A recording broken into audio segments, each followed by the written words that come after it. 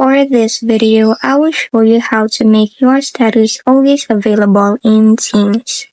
First, on your computer, search for sleep. Then choose power, sleep, and battery settings. Now click on screen and sleep. You can see here the when plugged in, turn off my screen after. For it, choose never.